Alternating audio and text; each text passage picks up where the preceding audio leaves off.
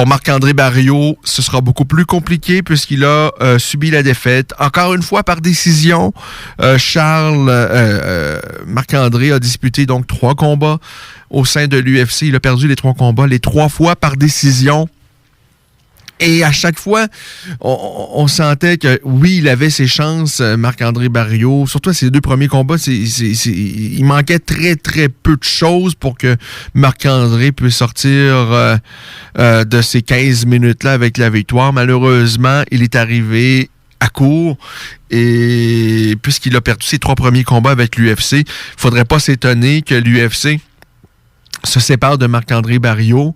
Et si je vous dis, ça peut être démoralisant pour plusieurs, ça pourrait être le chant du cygne et de passer à autre chose. Je ne sais pas dans quel état d'esprit est Marc-André Barriault. On va lui parler en 2020. Mais s'il y a quelqu'un, je pense, qui mentalement peut prendre ça et peut aller chercher, peut trouver le positif là-dedans et ressortir plus fort, c'est bien Marc-André Barriault.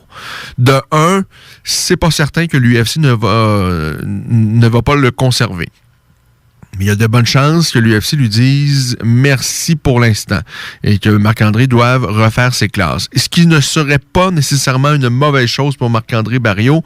Marc-André, je vous dis, là, c'est pas comme s'il avait mangé 3 raclés non plus. Au contraire, dans les 3 combats, il était dedans. Il avait ses chances. Il a manqué quelques petites choses. Le Marc-André va devoir peut-être recentrer les choses, voir qu'est-ce qui a fait en sorte qu'il n'est pas allé chercher ses victoires face à ces 3 adversaires-là qui étaient prenables et il a été dans le coup, mais il a manqué un petit quelque chose. Qu'est-ce que c'était? Je ne suis pas en mesure de répondre présentement, mais je pense que comment Marc-André Barriault peut gagner des combats à l'UFC et dans n'importe quelle autre grande organisation, je pense que c'est un Marc-André qui va vraiment être à l'intérieur. C'est pas quelqu'un, je pense, qui va avoir du succès sur le long terme en combattant en distance de kickboxing ou même de boxe. C'est quelqu'un qui doit rentrer à l'intérieur. Sa grande force à Marc-André, c'est son cœur, c'est sa tête, c'est ce qu'il y a entre les 2 oreilles, mais c'est aussi sa force de frappe et sa force physique. Je pense que Marc-André doit capitaliser là-dessus, doit travailler sa lutte, doit travailler les tout petits détails, les petites affaires dans le clinch et en technique rapprochée en lutte qui peuvent faire vraiment toute la différence pour lui, parce que si Marc-André arrive à placer sa droite, à placer un coup de coude, à toucher en sortie de clinch, en sortie de corps à corps, il peut fermer les lumières. Si Marc-André amène ses adversaires au sol pour les frapper au sol, on le sait, il est intraitable. Il a une force de frappe vraiment qui peut faire la différence avec une seule touche.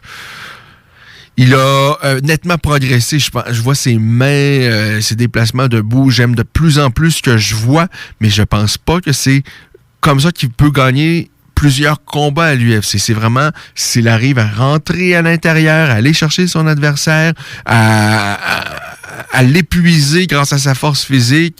Mais pour qu'il puisse faire ça face aux combattants de l'élite, aux combattants de l'UFC, il va falloir que Marc-André améliore sa lutte et travaille les tout petites choses qui peuvent faire tellement une grande différence corps à corps.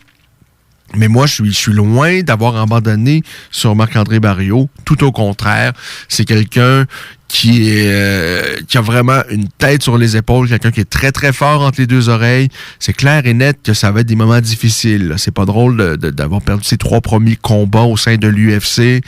Les gens sur les réseaux sociaux, vous le savez, moi, je suis omnibulé de voir comment les gens peuvent être méchants, cruels sur les médias sociaux. Et en même temps, les gens ont le droit aussi parce que lorsque les athlètes gagnent des combats, là, on est dithyrambique et on partage de l'amour, c'est bien beau. Mais dès lors que ces mêmes athlètes-là encaissent 1, 2, et là, bon, c'est une 3e défaite, là, on peut voir des choses à l'opposé. Très, très cruelles sur les médias sociaux. C'est sûr que Marc-André va devoir faire une remise en question, revenir peut-être un peu plus à la base. Il faut continuer à s'améliorer, à améliorer des choses. Et je vous le dis, on le voit comment il s'est amélioré, sa boxe anglaise, ses déplacements. J'aime beaucoup ce que je vois de plus en plus de lui debout, mais je pense que vraiment, ce qui va être le pain et le beurre de Marc-André Barriault, ça va se passer vraiment à l'intérieur, dans le corps à corps, où il va épuiser ses adversaires grâce à sa force physique. Et il va pouvoir également placer ses lourdes frappes sur ses adversaires. Alors pour Marc-André, c'est une année compliquée, difficile, qui ne répond pas aux attentes, très décevant pour lui, mais en même temps, s'il y en a un qui peut sortir grandi de cette expérience-là, je pense que c'est Marc-André Barriault. Il va probablement devoir refaire ses classes dans une autre organisation. Et puis, bon, que voulez-vous, la vie, c'est pas un long fleuve tranquille, c'est pas une ligne droite vers le succès et le bonheur, au contraire, c'est parfois un pas de reculon, c'est parfois des pas de côté, mais ce qu'il faut savoir, c'est avoir, je pense que c'est d'avoir du bonheur, du plaisir à travers ce chemin-là. Si vous attendez seulement d'être arrivé pour enfin être heureux, je pense que votre vie risque d'être pas très heureuse. Alors, Marc-André Barriault, on sait, à travers cette expérience-là du monde des arts martiaux mixtes, de sa carrière, à laquelle vraiment il se dévoue, lui et sa compagne, Jade Masson-Wong, également dédient une bonne partie de leur vie à ce sport-là, mais en même temps, je pense qu'ils sont en quête de autre chose, de plus à travers ce sport-là, se servent de ce sport-là pour vivre de belles expériences.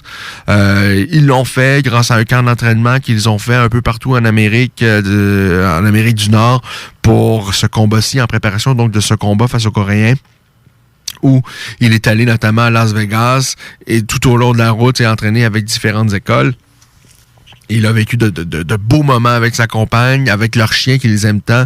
Et je pense que Marc-André, c'est 3 défaites, mais moi, je suis loin d'avoir abandonné sur le projet Marc-André Barriault. Moi, je pense que s'il y en a un qui peut sortir donc grandi de cette expérience-là, c'est Marc-André Barriault. Et j'ai bien hâte de voir comment il va rebondir en 2020. Je sais pas où. Peut-être même que ça va être une autre opportunité de l'UFC. On ne sait jamais. Mais même si c'est ailleurs, c'est peut-être un pas de reculon pour mieux revenir plus tard à l'UFC pour Marc-André Barriault.